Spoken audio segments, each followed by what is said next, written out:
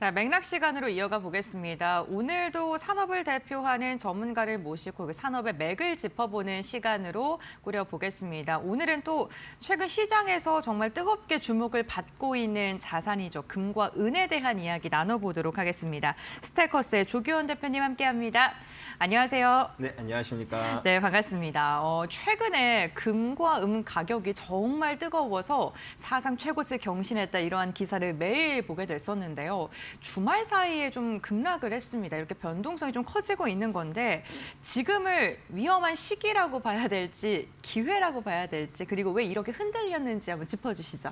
일단 네. 위기냐 기회냐라고 하면은 네. 이 변동성이 커진다라는 부분에서는 초보 투자자 입장에서는 위기일 수도 있어요. 왜냐하면 심리적으로 많이 흔들릴 수 있는 장이기 때문에요. 그리고 이런 장은 앞으로도 지속될 것이다. 이런 변동성 훨씬 더 많이 지속될 것이다. 이렇게 볼 수가 있는데요.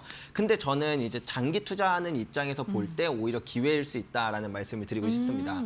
왜 그런가 하면 사실 이렇게 금 가격이랑 은 가격이 단기간에 급락했던 이유는 뭐 다른 자산 시장도 비슷하지만 네. 원래 케빈 헤셋이나 아니면 크리스토퍼 월로라고 하는 그런 좀 완화적인 통화 정책을 할 것으로 예견됐던 그런 후보들보다 좀 더 매파적인 성향에 가까운 케빈 워시가 이제 연준 의장으로 지목되면서 뭔가 그런 예고가 있다 보니까 사람들이 생각보다는 금리 인하가 좀 적극적으로 안 될 수도 있겠다. 그런 생각에 달러가 강세가 나타나고 그렇다 보니까 금과 은 가격이 좀 하락하는 영향이 있었다라고 볼 수 있는데요. 그런 걸 기준으로 생각할 때 물론 금과 은 가격이 좀 많이 오르다 보니까 뭐 레버리지 청산, 다양한 이슈들이 겹쳐지면서 금 가격은 거의 10% 정도, 은 가격은 30% 정도 하락하는 이런 모습이 나타났습니다. 자, 이쯤에서 우리가 한번 생각해보자 이거죠. 단기적으로 가격 하락한 이슈 이해했어. 그럼 중장기적으로 봤을 때 금 가격이랑 은 가격이 왜 원래 이렇게 올랐던 거야를 생각해보면 네. 결국에는 부채 문제, 지정학 문제, 그다음에 여러 가지 관세 문제 같은 것들이 엮여지면서 시장의 불확실성이 커지던 시기였다라는 걸 이해해 볼 수 있습니다. 자, 그러면 결국 지금 중앙은행들의 금 매입량이 주냐라고 하면 그렇지 않거든요. 여전히 견고한 중앙은행들의 금 매입량이 나타나고 있고 그리고 이제 뭐 지정학적인 문제 여전히 높습니다. 관세 문제 해결되지 않고 있고요. 중장기적으로 볼 때 화폐 가치가 떨어지는 이런 흐름 역시 계속 지속되는 모습이 보여지는데 모든 그런 본질적인 상승장의 요소는 그대로 남아 있으면서 단기적인 악재가 나왔다라는 건 일종의 그 투자자들 입장에선 기회로 바라봐야 될 측면이 되기도 한다. 그래서 변동성을 우리가 너무 두려움으로만 생각하지 말고 이 변동성을 우리가 기회로 생각해 본다라고 한다면 지금의 이런 가격 하락은 정말 투자자들에게 기회가 될 수도 있는 가격이 될 것 같습니다. 네, 오히려 좀 중장기적으로 투자를 원하시는 분들께서는 이런 흔들리는 구간 자체를 기회가 왔다라고 생각해도 좋겠다라고 말씀을 해주셨는데 사실 금이 안전자산이라는 별명으로 많이 불리지 않습니까? 네. 근데 이렇게 흔들리는데 하루에 뭐 10% 이상이 왔다 갔다 하는데도 안전자산이라고 불려도 될까라는 의문도 들더라고요. 여전히 안전자산 이렇게 보시나요? 저도 제가 2019년에 이제 처음 금 투자를 시작하면서 네. 그때 처음 배웠던 게 이제 금은 안전자산이다 네. 이런 통념이 있잖아요. 저도 그렇게 생각하다 보니까 이제 금의 가격 변동성도 되게 낮을 거고 그다음에 뭐 오른다고 해도 막 그렇게 크게 오른다기보다는 좀 안정적으로 나의 자산을 지켜줄 거라고만 생각을 했어요. 그리고 나서 직접 제가 이제 금에 대한 가격 변동성이나 그다음에 역사 거의 5,000년 동안의 금 가격 역사를 이제 네. 공부해 보다 보니까 금이 안전자산이라고 불렸던 이유는 화폐의 가치가 빠르게 떨어지는 그 위기의 상황에서 나의 자산을 지켜주기 때문에 안전자산이라고 불렸던 거지. 뭐 우리가 일반적으로 생각하는 단순한 뭐 경제 위기라던가 아니면 이제 그런 경기 침체 시기 때 가격이 올라서 그런 것도 아니고 그다음에 가격 변동성이 낮아서 그런 것도 아니다. 그래서 우리가 금을 안전자산이라고 바라볼 때 중요한 키워드는 보험이라고 생각하면 좀 더 편할 것 같아요. 평소에는 그러니까 대부분의 상황에서는 적정한 그냥 가격 움직임을 보여주다가 특정한 위기의 상황이 온다. 그러니까 금이 뜨거워질 수 있는 그런 화폐 가치가 빠르게 떨어지는 그런 시기가 도래한다라고 하면 보통 10년의 상승 사이클 동안 적게는 7개에서 많게는 26배가 상승할 만큼 정말 강렬하게 상승하는 흐름이 나타나는 게 원래 정상이다. 그리고 그런 사이클을 기준으로 볼 때 사실 2026년은 2019년부터 대략 2030년까지 이어지는 슈퍼 사이클 중에 이제 절반을 지나 본격적인 상승장이 들어가는 시기다 보니까 그래서 최근에 많이 오르고 있었던 거고 또 이런 조정도 또 이제 큰 변동성으로 크게 나타나는 게 바로 이런 이유다. 이렇게 생각하시면은 지금의 흐름이 이해가 되실 거라고 생각합니다. 그렇다면 이 장기 투자자랑 단기 투자자랑 좀 대응 방법이 달라야 될 것 같거든요. 어떤 식으로 포지션 취하면 좋을까요? 일단 기본적으로 네. 금은 사이클이 매우 길고 분명하다라는 특성을 가지고 있어요. 그래서 이 네. 금을 가지고 단기 투자를 하기에는 좀 맞지 않는 자산일 수 있어서 만약에 내가 정말 트레이딩이 목적이라고 한다면 금보단 은을 좀 더 집중해 보시는 게 좋습니다. 네. 은이 금보다 변동성이 훨씬 더 크니까요.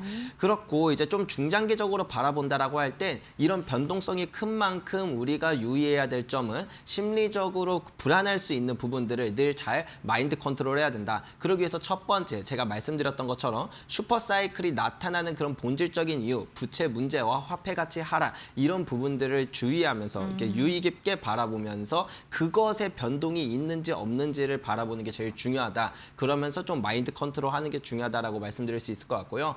두 번째는 내가 매수하려고 할 때 조급한 마음으로 다급하게 사는 것보다는 혹은 또 너무 이제 가격이 많이 떨어지다 보니까 불안감으로 이렇게 매수를 자꾸 지연시키는 것보다는 꾸준히 뭐 한 달에 한 번씩, 뭐 2달에 한 번씩 이런 식으로 꾸준히 사면서 그런 변동성을 완화시키면서 투자를 한다라고 한다면 변동성이 나에게 공포가 아니라 변동성은 나한테 기회가 된다. 이렇게 말씀드릴 수 있을 것 같습니다. 네, 대표님께서 금에 대한 표현을 오늘 해주실 때 보험이다라고 표현을 해주셨어요. 이 보험이라는 개념을 이제 이렇게 흔들렸을 때 한번 담아보자라고 생각하는 초보 투자자분들 좀 이해하기 쉽게 설명을 좀 풀어서 해주신다면 어떻게 해주실 수 있을까요? 흔히 금이 네. 과거 역사에서 왜 안전자산이라고 불렸는가는 이제 위기 때 강하기 때문인데요. 그 위기가 우리가 생각하는 위기랑은 좀 달라요. 과거에는 금 자체가 돈이었어요. 근데 네. 위기가 어떨 때 발생했냐면 국가가 이 금은 이제 돈이 많이 필요하다고 그래서 이제 금을 생산할 수가 없다 보니까 금은 그대로 두고 이 금에다가 살짝씩 순도를 바꿔 타기 시작했어요. 네. 그러면서 이제 화폐량을 늘리는 그런 정책들을 많이 썼거든요. 흔히 화폐 훼손이라고 표현을 하는데 그렇게 되면 이제 바로 그 당시에는 그게 물가에 반영되진 않지만 시간이 지나면 사람들이 그걸 깨달으면서 물가가 크게 치솟는 현상들이 많이 발생했습니다. 그래서 과거의 위기는 대부분 위기는 인플레이션이고 인플레이션은 금이다. 그래서 위기는 금이다라는 이런 그 공식이 형성됐었던 거죠.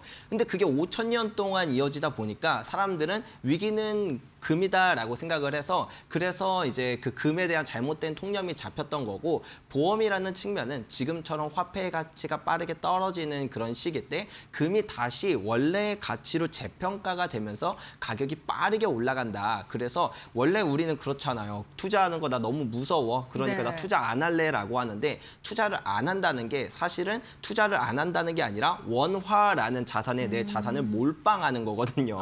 그래서 그렇게 특정 시기 현금의 가치가 빠르게 떨어지는 시기는 가만히 있는 사람이 제일 위험한 시기가 됩니다. 그때 나를 지킬 수 있는 몇 안 되는 자산이 바로 이런 실물 자산들이고 그중에 대표되는 게 금이기 때문에 금은 안전자산이고 금은 보험이다. 이렇게 생각하시면 될 것 같아요.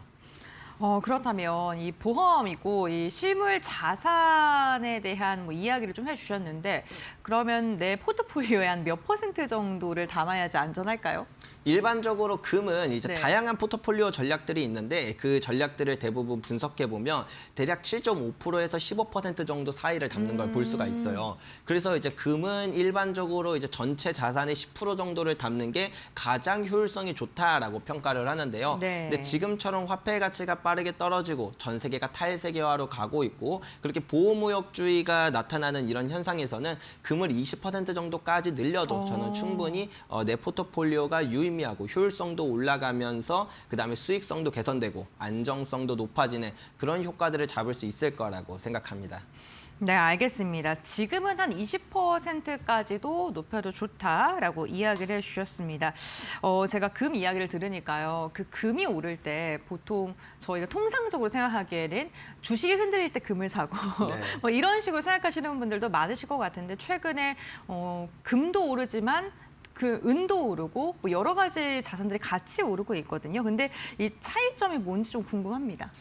요즘에는 이제 어떤 특정 시기에는 금이 오르고 주식이 안 오르고 이럴 때도 있지만 네. 최근 한 4, 5년을 기준으로 보면 금도 오르고 말씀하신 것처럼 은도 오르고 동도 오르고 주식도 오르고 오르고, 네, 다 부동산도 오르나요? 오르고 뭐 코인도 네. 오르고 다 오르는 거죠. 네. 그래서 이게 왜 그런가 하면 결국에는 화폐의 가치가 떨어지니까 나머지 다른 자산들이 오르는 것처럼 보여지는 거예요. 그래서 비슷한 시기가 언제 있었는가를 생각해 보면 1920년대 후반을 생각해 보시면 됩니다. 네. 그때 이제 대공황이 있기 직전에 금도 오르고 주식도 오르고 뭐 부동산도 오르고 대부분의 자산들이 다 오르는 그런 현상이 나타났었는데 그때 이제 결국엔 부채 문제가 한계점에 도달하자 결국에는 이 화폐의 가치를 재평가하면서 이 부채 문제를 해결했었다라는 걸 알 수 있거든요. 이걸 조금 더 쉽게 설명드리면 옛날에 만약에 제가 한 10년 전에 1,000만 원의 빚이 있었어요. 네. 근데 10년 후에 1,000만 원의 빚을 갚으면 옛날보다 지금 1,000만 원의 가치가 더 낮으니까 실질적으로 저는 지금 1,000만 원의 빚이 가치가 더 낮은 빚이 되는 거죠. 네. 그렇기 때문에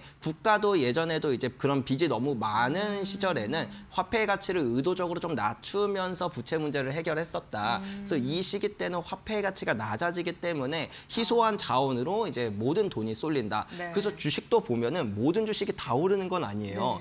S&P 500 같은 경우에 이제 상위 7개 기업 제외하고 나머지는 이익 성장률이 4%밖에 안 됩니다. 그래요? 근데 나머지 그 상위 7개 기업이 이익 성장률이 20%가 돼서 대부분 그쪽으로 돈이 다 몰렸다라는 걸 알 수가 있고 부동산 같은 경우에도 요충지로만 돈이 대부분 몰리는 이런 현상들이 나타나는 게 희소하거나 혹은 성장성이 화폐의 가치가 떨어지는 것보다 훨씬 월등하게 높을 거라고 예상되는 쪽으로만 돈이 몰리고 있다라는 우리는 이 포인트를 기억해야 되고 보통 이 사이클은 좀 깁니다. 화폐의 가치를 낮추는 데 시간이 오래 걸려서요. 그래서 요즘 금이 많이 오르고 그리고 그 외에도 이런 희소하거나 성장성이 뛰어난 자산으로만 돈이 유독 몰리는 이유가 바로 이 때문이다 이해하시면은 이해가 편하실 것 같습니다.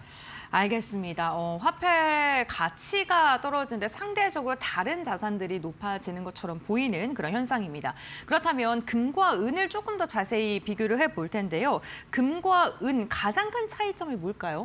금과 은의 가장 큰 차이점은 아무래도 은은 좀 산업용으로 많이 쓰인다라는 네. 거예요. 사실 5,000년이라는 시간 동안 금과 은은 둘 다 돈으로서 쓰였습니다. 옛날에 금화로 쓰일 때 이제 은화도 같이 쓰였던 것처럼요. 네. 마치 우리나라 돈으로 치면 1,000원짜리 지폐와 100원짜리 동전 같은 역할이라고 생각하시면 돼요. 근데 이제는 은이 산업용으로 점점 많이 쓰이기 시작하다가 전체 수요에서 58% 그러니까 와. 절반 이상이 이제 산업재로 쓰입니다.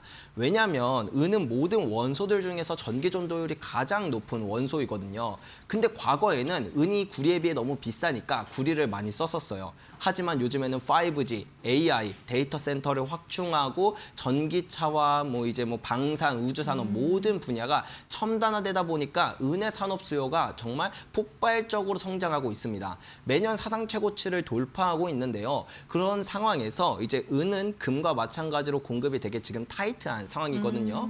대략 개발 타임라인으로 보면은 2029년에서 2030년 정도는 돼야지 생산량이 늘어날 기미가 보일 텐데 수요는 지금 정말 강하게 늘어나고 있다. 그런 측면을 바라본다라고 한다면 기본적으로 금이 슈퍼사이클인 이 시기에 은이 원래 많이 오르기도 하는데 이렇게 급격하게 늘어나는 산업 수요가 은의 상승률을 좀 더 드라마틱하게 만들지 않을까라는 그런 시장의 기대가 요즘에 많이 섞여 있다. 이렇게 생각하시면 될 것 같습니다. 네, 알겠습니다. 금은 보험적인 성격이고 은은 또 투자적인 성격이 강하다라고 볼 수 있겠네요. 초보 투자자분들께서도 오늘 방송 함께 보고 계실 것 같은데 금이 저도 떨어졌다 그래서 봤는데 그래도 한 돈에 90만 원대더라고요. 아직도 비싸요. 그런데 이렇게 금이 비싸 보일 때 우리가 어떻게 판단 기준을 세워야 될지 되게 궁금한데요. 가격을 저처럼 한 돈에 얼마다를 봐야 될지 아니면 뭐 다른 지표들을 봐야 될지 궁금합니다. 대표적으로 우리가 네. 그러면은 지금 금이 비싸다라고 말하는 건 과거에 내가 살았던 시대, 한 5년 전, 네. 10년 전, 아니면 혹은 2, 3년 네. 전과 비교했을 때 지금 너무 비싸니까 그렇게 생각을 하는 거잖아요. 맞아요. 근데 금이란 자산은 원래 오를 때 좀 많이 오릅니다. 앞서 말씀드렸던 것처럼 적게는 7배에서 많게는 26배가 상승할 만큼 그렇게 폭발적으로 상승하는 게 당연한 자산이에요. 워낙 자연스러운 흐름입니다. 그렇다면 우리는 어떤 기준을 두고 보면서 지금 금이라는 자산이 지금 적정한지 혹은 좀 많이 고점에 가까워졌는지를 알 수 있는가 하면 대표적으로는 금은비라는 데이터를 볼 수가 있을 것 같아요. 금은비는 금 가격과 은 가격을 비교해서 쉽게 말해서 금 한 돈 살 돈으로 은을 몇 돈이나 살 수 있느냐 이렇게 평가를 한다고 볼 수가 있는데 역사적인 금은비는 1대 15 정도가 됩니다. 실제로 지구상에 이제 매장되어 있는 금과 은의 그 매장량 비율도 보면 1대 10 정도 되거든요. 그래서 이제 뭐 고대 로마 시대라던가 아니면 고대 메소포타미아 시대 때부터 지금까지 이 금은비 데이터들을 쭉 정렬해 보면 1대 12에서 1대 15를 늘 유지했다라는 걸 알 수 있고 실제로 1980년에 이제 금 가격이 고점을 찍었을 때도 1대 15로 되돌아갔다라는 점을 이해해 볼 수가 있습니다. 지난 100년 동안의 금의 슈퍼사이클 중에 가장 상승장이 약했던 때도 금은비가 1대 32 정도까지 떨어졌었거든요. 근데 지금이 얼마인가 하면 1대 50 정도 됩니다. 따라서 우리가 이런 지표들을 기준으로 보면 과거에 이제 고점이었던 시기랑 비교했을 때 아직도 상당한 기간이 남아 있구나. 그리고 상승 사이클 앞서 말씀드렸던 것처럼 대략 2019년부터 2030년까지 이어질 그런 상승장을 기준으로 보더라도 지금은 절반을 지나 좀 본격적인 상승장이 들어가는 시기구나. 이런 것들을 이해하면서 투자를 해야 단순히 가격만 두고 보고 뭔가 비싸다 싸다 평가하는 그런 우를 범하지 않을 수 있다. 이렇게 말씀드릴 수 있을 것 같습니다. 네, 알겠습니다. 오늘 스테고스 조규원 대표와 함께 금과 은의 투자 방법 그리고 어떻게 우리가 금의 추세를 바라봐야 되는지와 관련된 이야기 나눠봤습니다. 금, 은 최근에 좀 관심 있으셨던 분들 많으셨을 것 같은데 오늘 투자 판단에 참고해 보시면 좋을 것 같고요. 오늘 말씀 여기까지 듣도록 하겠습니다. 고맙습니다. 네, 감사합니다.